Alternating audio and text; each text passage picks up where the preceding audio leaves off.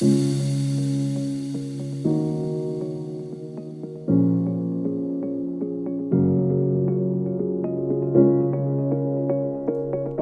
you are tuning in to the Capsule in Conversation podcast, dedicated to women and their well-being. I'm Natalie Anderson, and today I'm joined by award-winning journalist, editor, and best-selling author Lorraine Candy to talk all about the midlife messiness and her brilliant new book, What's Wrong With Me? 101 Things Midlife Women Need to Know. So make yourself comfortable and get ready to join us in our conversation. Hello all, thank you so much for joining us today. I am super excited to be welcoming my brand new guest, as I've followed her career for many years being the magazine lover that I am.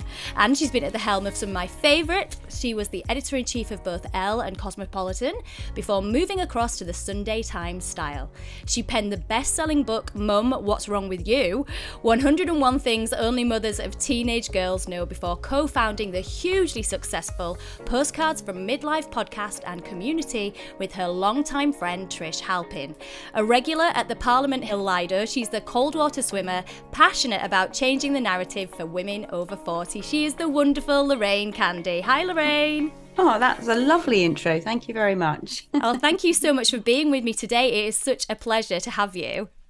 That's no problem. I hope I'm useful and helpful and maybe a little bit inspiring if I can be. Well, you definitely inspired me. I read your book, and firstly, I laughed out loud, and I wasn't expecting to laugh so much, and then I kind of cried quite a lot, but there was just so many parts of it that I'll get onto. But I need to be brutally honest here, because I sat next to you once at London Fashion Week and I genuinely thought I'd arrived. I was like, me and you were brushing shoulders, and I was going, oh my God, because editor-in-chief, that title, I think for many of us, it brings a feeling of kind of an Anna Wintour, Miranda Priestley kind of coolness about, and a coldness almost. And then in your book, when you were describing how sometimes the fashion weeks are a bit of a circus and you're like, oh, got to go here now, got to go there now, it really made me kind of go, oh, wow, even the fashion editors kind of get a bit jacked off with it, really.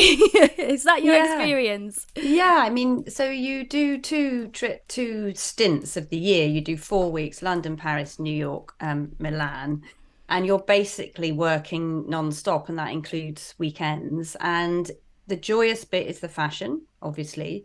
But as editor-in-chief, you are there to protect the money that is spent with the magazine. So in between seeing the shows, you're having hundreds of meetings, literally meeting after meeting. Some of our meetings would start at 9 p.m. at night about the advertising. So it's quite grueling for editors. So sometimes, they are a bit grumpy because they're absolutely exhausted. And also there's this enormous stress. Every glossy magazine has to deliver to a budget. We have to protect our advertising. We have to, every time we were in those situations, we would have to sell what we were doing to Armani, Gucci, Tom Ford, YSL to say, this is why you need to spend more with us than with Vogue or with other magazines. So from my point of view, it was a really big roadshow. It was constant. And then obviously in the last 5 years, we were saying you need to spend more with us than Instagram and Facebook and influencers. And, we are the authority. And the other thing you're doing is saying, these amazing pieces, can we have these exclusively for shoots? So you're bargaining over pieces because you want to give your readers the most exclusive thing you possibly can. You want to present the coolest, most wonderful fashion. You want to make the best pictures. So it's like if you were in another job, very intensively doing your job nonstop without a day off for 4 weeks. So, and you're measured by it. There are metrics. It's not like, if your CEO will be ringing you up saying, I've just spoken to so-and-so at Armani and apparently you left the event launching their perfume 8 minutes early. Why did you do that? So all of this is going on behind the scenes. And I think, also you need to represent your brand. So if you go to a designer show, it would be quite rude to turn up with a handbag from another designer. That would be so constantly. Every tiny little detail of every day is really thought through at the shows. And also, fashion is a very joyous thing as well, alongside the money making element of it. And for women, it's a real statement of who they are. It's a place you can have joy first thing in the morning when you're getting dressed. And I always thought it was, it's always about the woman in the dress, isn't it? Not so much the dress, but it's about, presenting yourself to the world as you want the world to see you. And what can be more glorious than that, without, judging and making any status statements around it. So it was quite hard work, I'd have to say. And sort of by Paris, which was the last of the fashion weeks, we would all have some kind of generalized flu or terrible throat or chest infection. We'd all have been missing our kids, Yeah, it's like that same thing of like when you've gone on tour or you've done a theatre show, like, which is what I've done, and you've gone through and through and through, and like you say, you've got people coming in to see you every day, and you've got to be exactly as you were the day before. The performance has got to be the same. So it's kind of a very managed performance, I suppose, in a lot of ways. And when I looked at you and then obviously everything else that you were juggling, children and all of the different aspects of your job, by the time you kind of start the book and you discuss like the unraveling, which for me, when I was on holiday just recently, I literally laughed out loud and then started crying in the same breath, because when you talked about wanting to go to hospital for a short stint just for a bit of stillness, I was like, I've genuinely thought, if I just scratch the car a bit, will that put me in hospital for maybe just a day or so, just to give me a bit of respite? And then obviously when I was kind of putting the two and two together with how stressful your job was, it made complete sense to me. But I just think you hit the nail on the head so brilliantly in that first chapter, which was, I need something massive has to happen for me to get off the hamster wheel. And I mean, you must have found that so much during the podcast and the women that you've interviewed. Yeah, it was this fantasy of being mildly knocked over so that you could spend 3 days in a hospital bed without, family or work or any. It's really common. I mean, a lot of it was coming up on my WhatsApp, and I was kind of hearing it at work with colleagues, and, a friend of mine said, I stepped in front of a car on a zebra crossing today and it missed me. I said, what? And she said, yeah, well, if it hit me, it would have hurt a bit, but I would have been able to stop this whole. And I think this sense of feeling really out of control of where you are and what's going on is really common for all women in all industries, in all backgrounds, from all places. We, whether we have control or don't, we have a kind of fantasy that we don't have control over it, and that we've really got to wait for something so inexplicably large and horrible to stop us in our tracks. And that's kind of unfair, I think, that we're feeling that on top of everything else and all the physical changes that are happening at the same time. But it's a very common thing for women to want some moment to step in to make them step out. And actually we do have control, even in, even if I interviewed A&E nurses and social workers and things, there are moments of control we can get back. I mean, I could easily have stepped out of my job perhaps, but in other places, other people maybe couldn't easily step out. But there are ways of easily stopping how we're behaving, I think. But what you kind of then went on to say, and again, which I thought, gosh, that is so on the money in terms of the Gen X mentality. Now, I can't stand this actually about myself. I'm technically a millennial because I fell in 1981, but I do actually feel like I'm the hangover, because that generation of having to, or wanting it all, doing it all, being so driven, like a Thatcher's child and Madonna and all of these people who were the icons of the time, and women that were like, you've been, given these rights, now you've got to kind of make something of it and do the job, but yet you want to have a family. And we're juggling all of these things. But something I think that didn't obviously happen before was technology. We've also lived through the tech boom, and so we are now doing all of these things with all of this technology. So it is quite a new experience for our generation of women, isn't it, really, compared to what's gone before? Yeah, well, my first two children, so they're nearly 21 and 19 now, didn't have phones for the first, I suppose, 8 years of their lives, whereas my second two children have only ever known phones. And I think for millennials coming through under us, it's very visible, everything they're doing, if they choose to be part of that in terms of social media. And they're very contactable all of the time.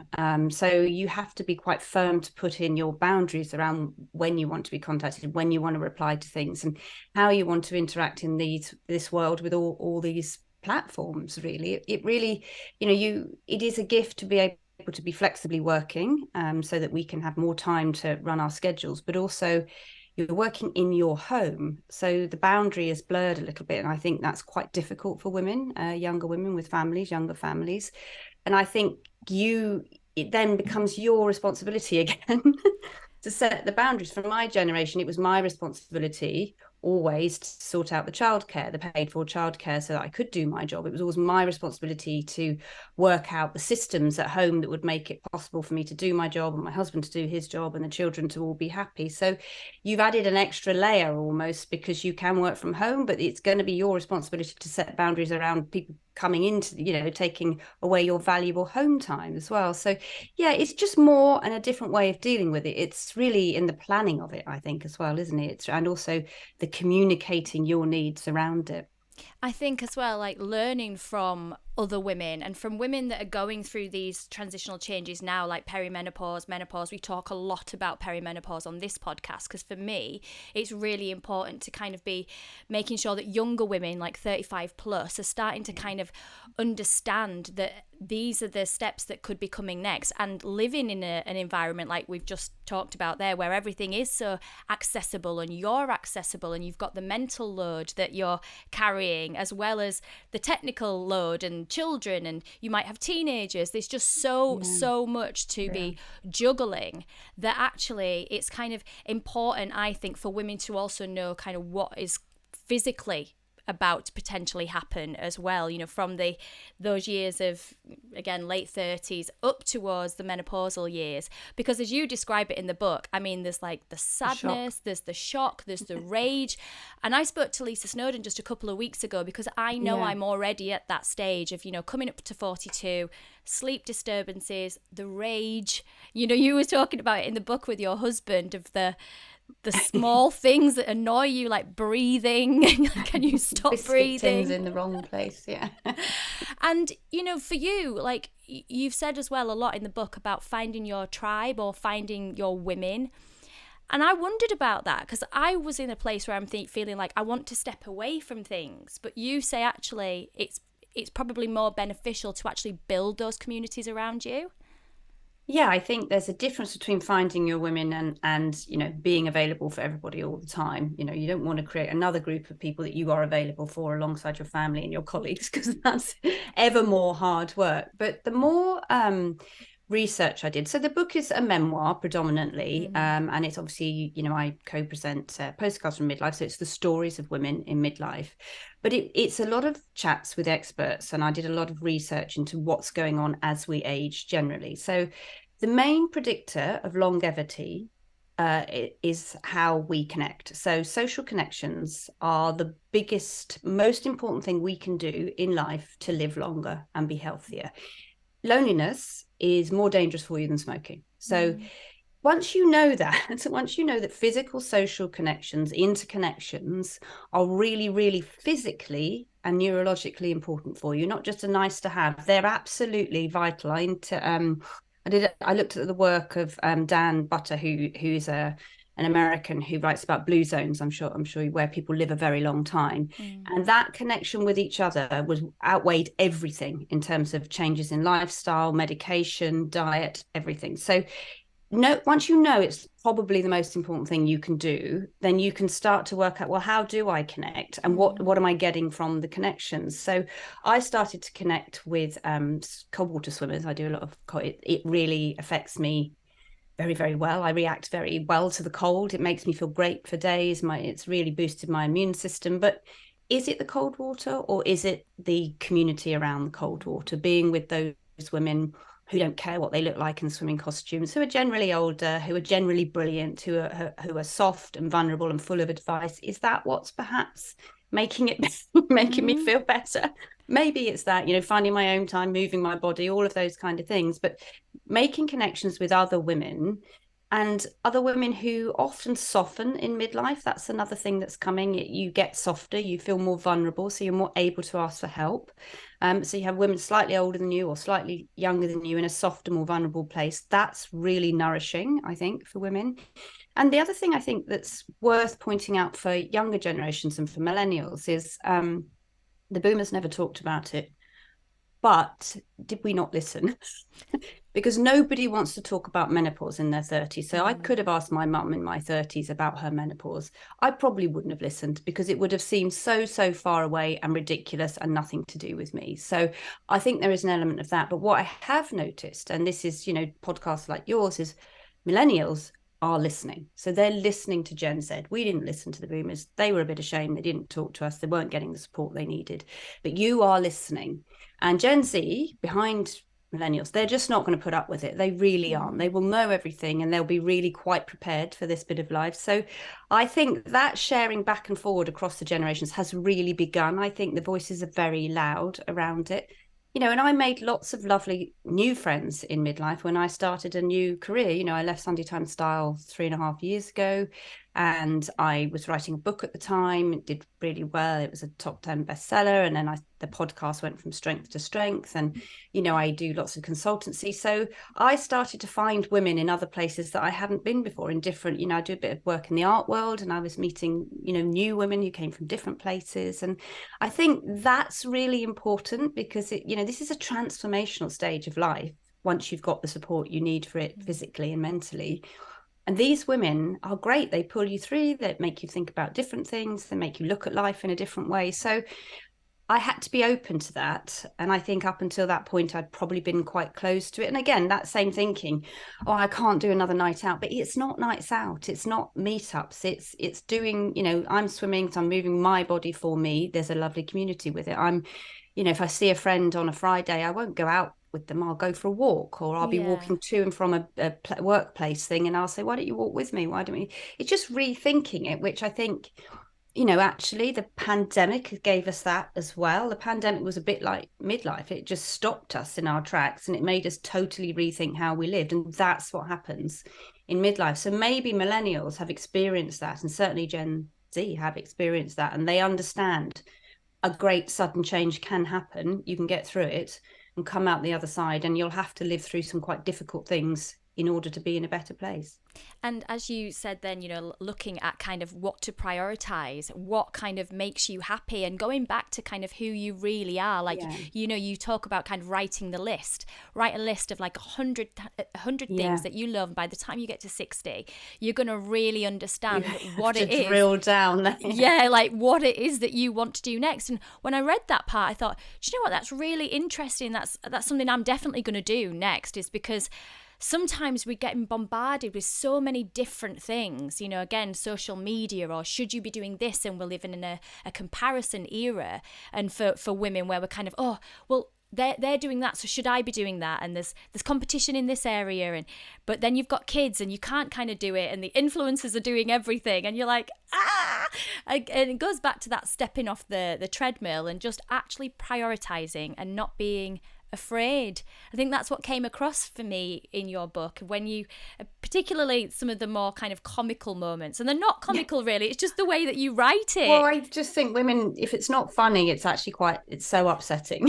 You have to see the humorous side, otherwise it's really grim. And this is what I loved, and in some capacity I was like, can this be a TV series? I really want to watch it as a TV series. Did you ever think that as you were writing it? Well, Trish and I have talked about writing a kind of sitcom around it. There have been some that have worked around it, but it's the madness of it is quite inexplicable till you're going through it. I do a lot of work with Christy Watson, who's a writer. She wrote Quilt on Fire about her midlife journey. She's a former A&E nurse, and she wrote Courage to Care about nursing, basically looking after people in the last hours of their life. And she said she had Googled Lyme disease because she was convinced that was what was wrong with her.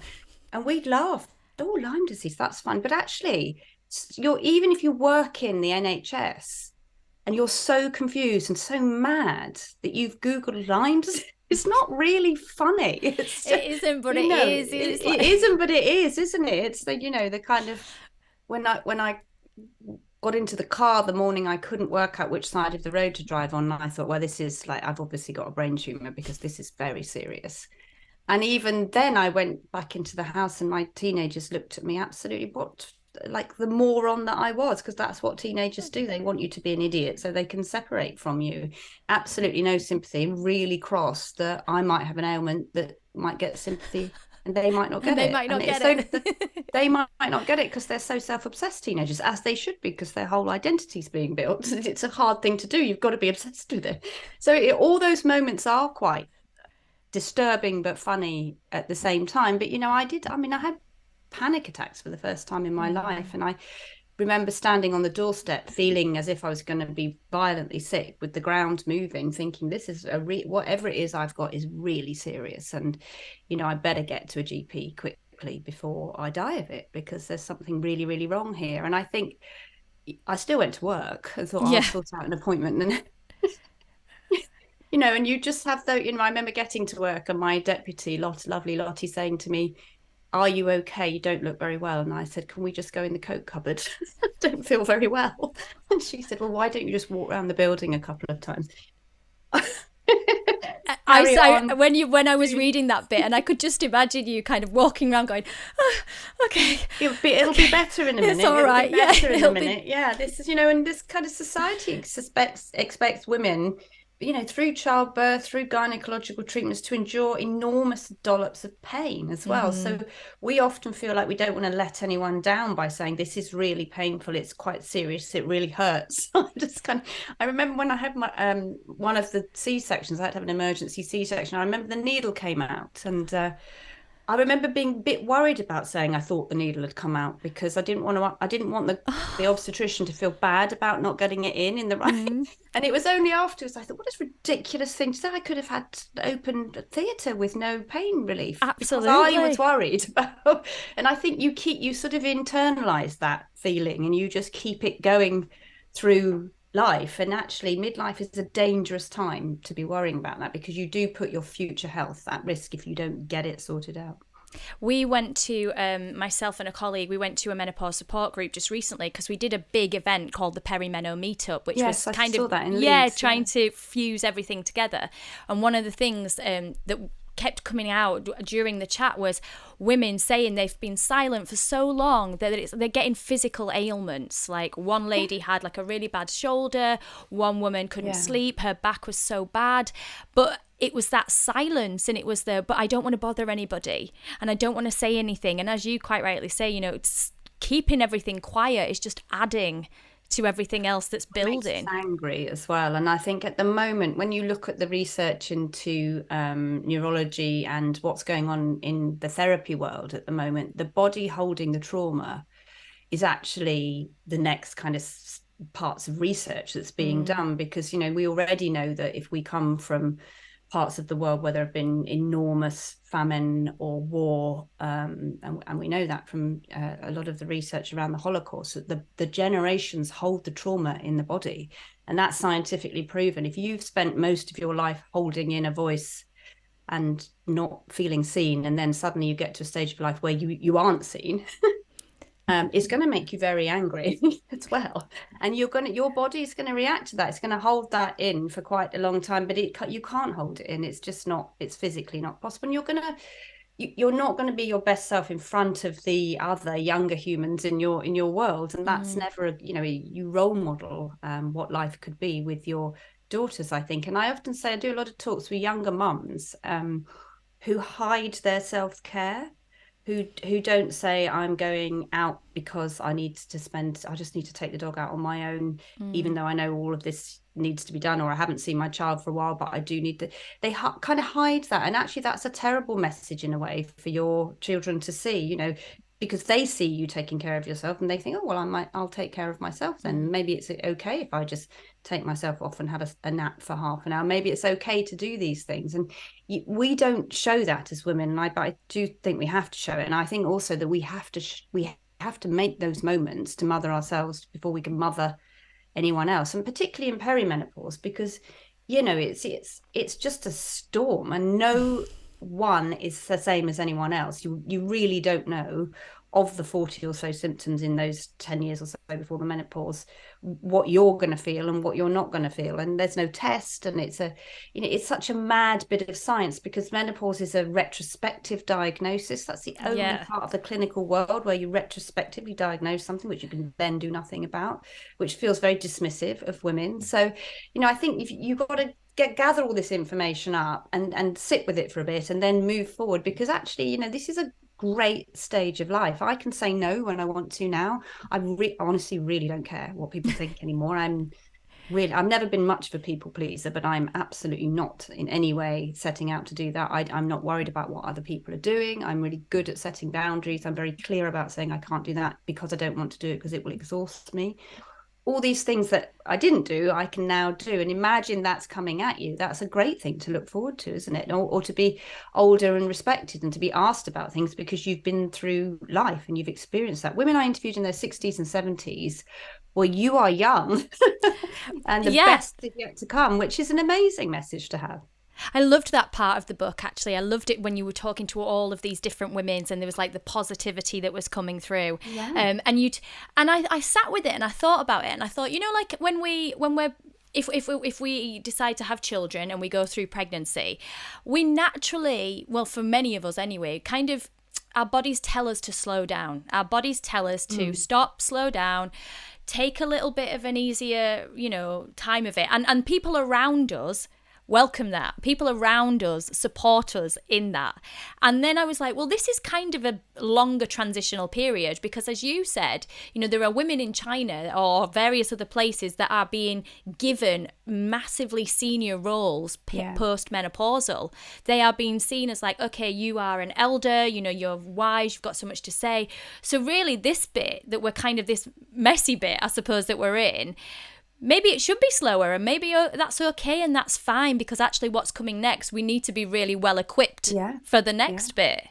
And also, so in Japan, they call it the second spring. And actually in cultures where it's viewed more positively, interestingly, science shows there are less symptoms associated with it. Women report less symptoms associated with it.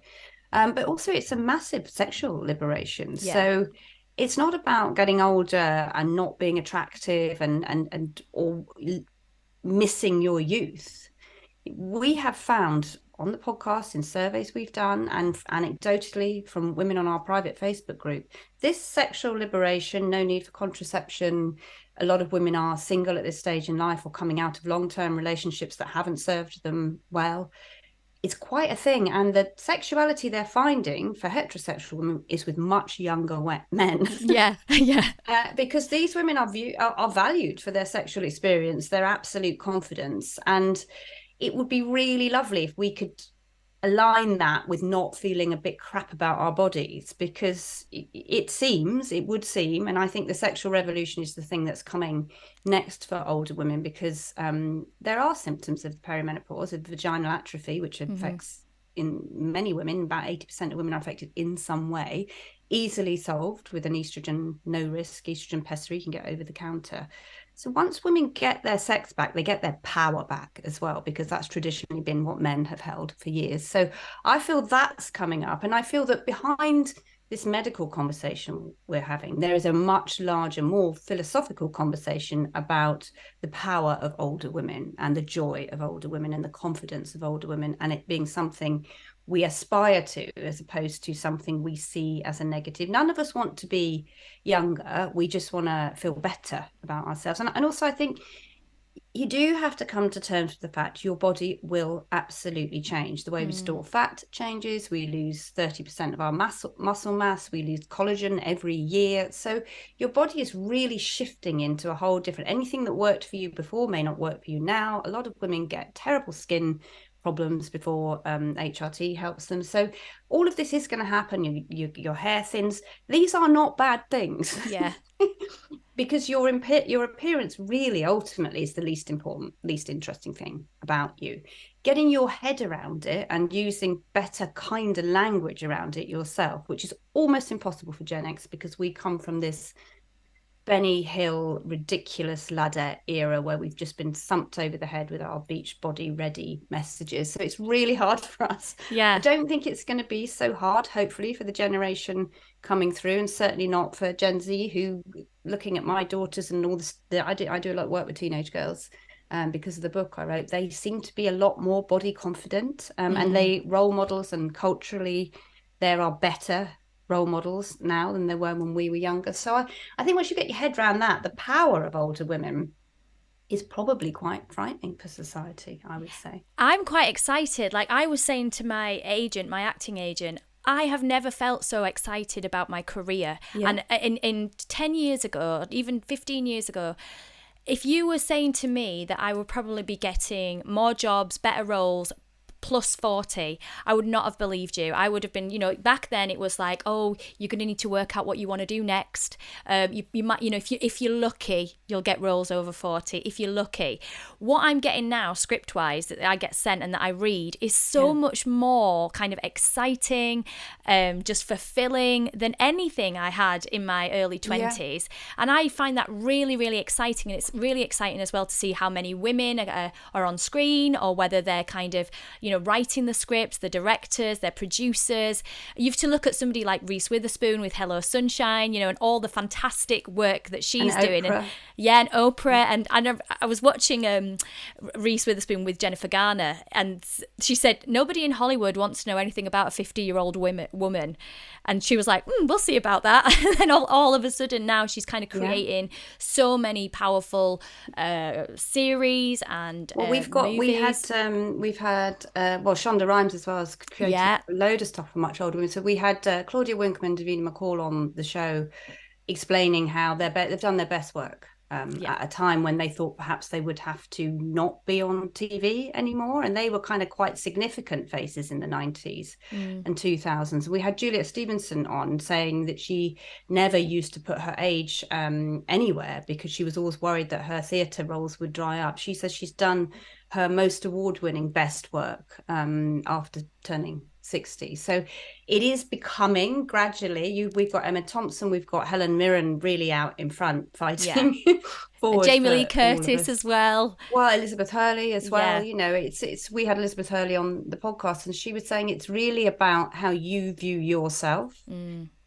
not it taking the things that you're offered that you want to do. And Claire Sweeney came on and she said that she really did think that she would not be able to do the musical, she wouldn't be fit enough, etc. And she said she's just inundated with scripts at the moment, but she's much more confident now, so she's able to not take everything because she's fearful of losing the chance to be relevant. She says she's able to choose better now what she wants to do. So it's so positive to hear that.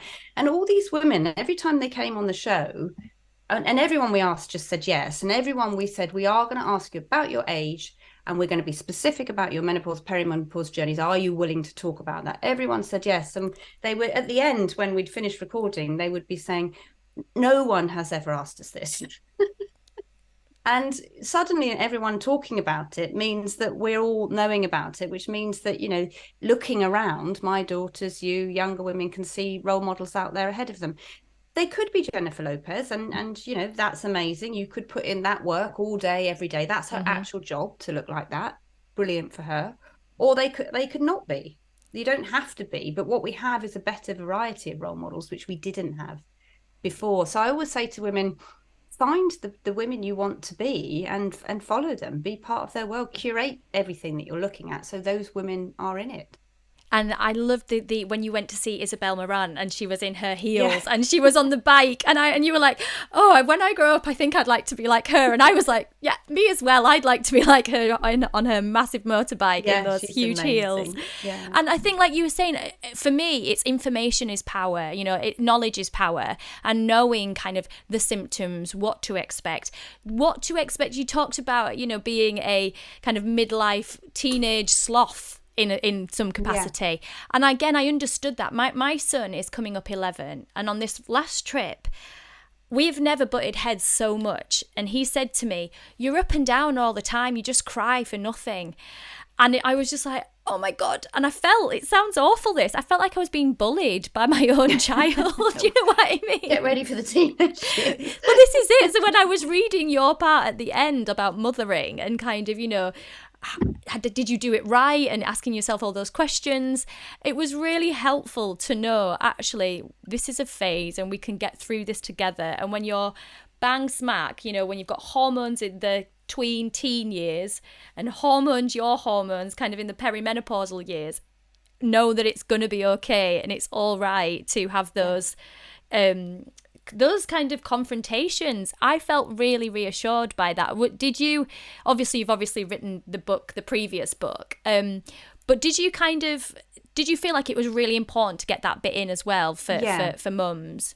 I did, because I met a lot of women who were really struggling with that bit. They were, my teenager hates me, and they don't, but they do have to leave you, and they can't love you to the end of the world like they did them when they were babies and up until 11 if they have to leave you, can they? That would be illogical. And also, I'd found that neurologically their brains are being dismantled in the teenage years. They're being taken apart and put back together again, so they're kind of all over the place. Nothing can be logical or reasonable, and they're testing every single emotion, and they got to test it with the person that they feel safest with. They need those boundaries, they need you to be there. And it's difficult when you are tired or you're ambushed by things that you hadn't thought you would be ambushed by, and you're in a kind of strange slipping sands yourself. So you just need to take that moment and let those feelings pass and accept them and deal with them, and work out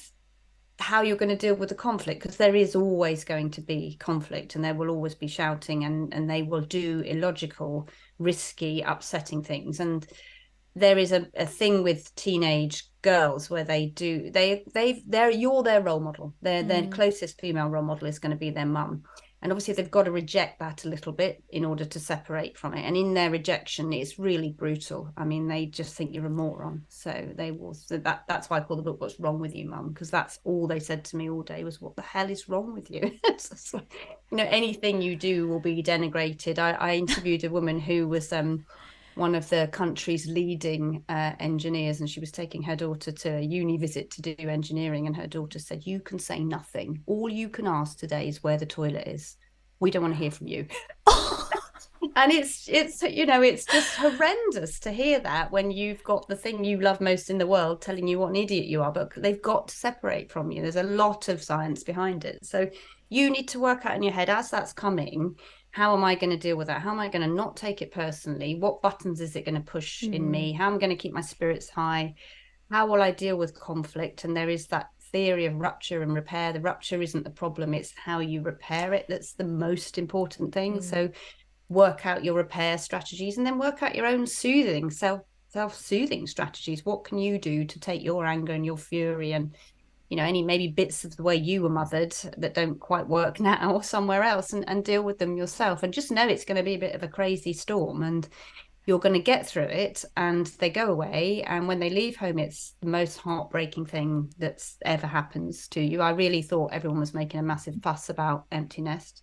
Not true. It's really, really grief-stricken over that. So know it's all coming, and then just work out what your strategies around it are. Have those moments in your life to look forward to that get you bump you through it, which I think is the key for women. I love how honest you've been in this book as well, when you've talked about like your relationship with your husband, as well as obviously your relationship with the children. It's the honesty, I think, that is so reassuring, because that's the bit that really makes you feel seen. Like I said, when I read what you'd written about, this is going to be awful. When you talked about empty nest, I was like, okay, and you're like, no, it's going to be really, really, worse than really you can awful. Imagine. It really will be, yeah. But I loved it. I was like, well, thank you for that, because it's almost, I hate flying, and so when the pilot tells me it's going to be bumpy, I'm less afraid of it. And it was the same with the section, like when you talked about with your husband and literally wanting to murder him, and how he was going through his own midlife. And I tapped my husband on the shoulder. I went, I think this is you. I think this is you, because my husband's 10 years older than me, so he's 50. And I was like, I'm sure this is us, But it's so reassuring when, again, you've got somebody being that honest on the page to really help you and just give you the tools that you need to maneuver through, like you said, the slipping sands. Obviously, you've just recently done the incredible Postcards from Midlife live event. How was that? Yes. Well, we thought we'll do it at the Business Design Centre in Islington, and maybe some of our people will come. Well, it was I don't think we'd taken on board how big the podcast had become and what a need. We were first to start talking about this out loud. So we did a podcast because we couldn't get any features in any magazines or newspapers. Nobody wanted to run anything on perimenopause. So it was, the only way I got it into Sunday Times Style was I managed to get it in the spa section, because I rang Dr. Louise Newton and said, do you do any kind of yoga, facials or anything like that? Because I need to get this information to women. And I put it in Style on the Tuesday after Style when I was back at work. Women at work were following me into the toilet saying, oh my God, I had no idea this. And I just thought, this is unusual. And I knew that was my one hit at getting something in a newspaper 3 years ago. So we started the podcast to talk about it, and we were first out there. So I guess in a way, we also have brought our community from, Trish edited Marie Claire Red and In Style. I edited Cosmo Elle and Sunday Times Style. So we had edited the newsstand, and we'd kind of brought those women with us, and we wanted to, in all fairness, share what we were learning and look at what we'd been through in the past together. So the women came to the show. And, I was really surprised at the warmth in the audience. We interviewed Ruby Wax and Anna Richardson, and various celebrities on stage, Dr. Louise as well, and Tim Spector. And they were a really well-informed audience. They had a lot of questions to ask about their life stage and what they were going through, but all really positive. That was the joy of it. We had Louise Newson bring her Balance Lounge, which is the free app to help women. And in the rooms there, it was actually really, really sad. We were really tearful in those rooms. There were women who'd been through really horrendous times where they'd stepped out of jobs, stepped out of relationships. Some of them had had severe depression that had led them to have suicidal thoughts. So we were in a place where there was this massive positivity, but also we were seeing frontline, which is why I don't care when the newspapers say, oh, you're medicalizing the menopause, you're making it sound really negative. If you sat with those women, you really won't care about those headlines, because it's really, really unfair for women to go through that and to go through it without the information. And, certainly for me, the moment I took HRT, within 2 weeks, I had no brain tumor.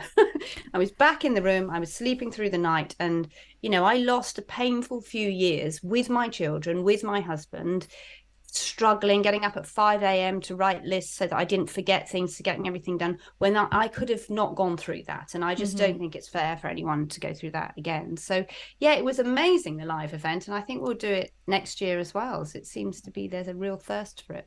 Well, I agree with you, because we did a World Menopause Day special with Diane Dansbrink last year. She's amazing. And she's amazing. And she came to speak at our live event and told obviously her story. And so all of the realities of it. And well, Diane wouldn't be here if her dog hadn't made that noise in the back of the car. Absolutely. She would be dead. So her symptoms were so severe and so extraordinary. I think a lot of women of the boomer generation went through extreme psychosis, and many of them were institutionalized or given really severe treatment. There was a whole army of women on antidepressants mistakenly when they didn't need to be. And let's not forget, HRT is a preventative medicine for heart disease and osteoporosis. I have heart disease in both sides of my family, so it's a really big risk. It's the biggest killer of women. And it's a big risk for me, and I don't want to die of a heart attack. So I will take HRT, whatever the risks are, because I don't want to suddenly drop dead in front of my children. So I think, to not get that information out, and then Diane got that information out there really early. She did Make Menopause Matter, didn't she? She's an extraordinary campaigner. With which I think is, it's still, I think, about 8,000 off of the 200,000 signatures that she needs. But we talked about doing a television series, so not a documentary, a drama. So I'd written this pilot, and honestly, the amount of It's a bit depressing, it's a bit this, it's a bit that, and you're like, it's not but sexy. don't you understand the realities, when you consider that the highest suicide rate of women is 45 to 50 to 55, when you're thinking that is also the age which a lot of women will start either their perimenopause journey or they'll be going through menopause. Those two things running side by side, you have to take them seriously, and you have to think, also, what's midlife going on? Enormous change. You aren't going to get through midlife without encountering cancer somewhere in your friendship group, your families, your colleagues. You're not going to get through midlife without grief in some way. You're going to have living losses of your children leaving home, fertility, maybe reconciling the fact that you might not be able to have children ever again. It's that kind of thing is really a huge amount to deal with alongside the physiological changes. But I'm not sure it has to be in the humor, I think, because that seems to deliver the platform for women to be able to talk about it, the humor of it. And that's, I think, for me with your book, which is why I was like, this could be the way forward. This could be, if it's created as a sitcom, the way in which, because the comedy drama element to it, the comedy tragedy, that 1 minute I was laughing and then I was crying. I was thinking, this is it. It's the realness of everything that you've written that could be, hopefully, the sitcom that we need to see, something that we need to see on TV, because I'm telling you, women would like absolutely lap it up if they could see it as well as read it. So will that be next? That is a project Trish and I are working on, because we have such a lovely community around us, and it's interesting you mentioned the husband chapter, because I think it's pertinent only to Gen X husbands, but I'd said put a little thread on question on Facebook saying it's my husband's humming is quite annoying, and I don't know why it makes me so rage filled that I want to kill him. Is it just sort of me? And the thread underneath of things husbands do that make midlife women really murderously furious, which is so unfair. Tapping fingers while eating, all of these little things. Cereal asking what's chomping. Wrong with the dog. As if I've got some telepathic association with it. I don't know what's wrong with the dog. It made me think that there is quite a lot of that there is a lot of questioning, or you get a lot of other symptoms. A lot of women get fibroids at this stage of life, or breast cysts, and all of these things are serious but also slightly humorous for us to if we didn't make it funny, we would be, well, we can't bother the doctor about this because this is quite so actually, if I got knocked over, then maybe I would be able to ask about this while I'm in there. That would be this is another way of it. So I think women are they're survivors. That's we're quite good at protecting ourselves, and humor protects us, I think, from dipping too deep into the abyss. Oh, well, Lorraine, we have run out of time for today, but thank you so much for being with me. I've absolutely loved this chat. Thank you very much, Natalie. And also, just to say, here is Lorraine's brilliant book, What's Wrong With Me? 101 Things Midlife Women Need to Know, and it is available online and at all good bookshops. You can also tune into the brilliant Postcards From Midlife wherever you get your podcast, and keep up with Lorraine over on Instagram at Lorraine Candy. As always, for wellbeing, fashion and beauty, you can visit us at our website, www.thecapsule.co.uk, where you can also catch up with our previous podcast episodes by visiting the In Conversation page and subscribing to any of our podcast channels and YouTube. As always, feel free to leave a rate, leave a review, leave me a question over at Official Capsule's Instagram. I will be back next week for our final week with another very special guest, but all that's left to say today is goodbye. So it's goodbye from Lorraine. Bye. And goodbye from me.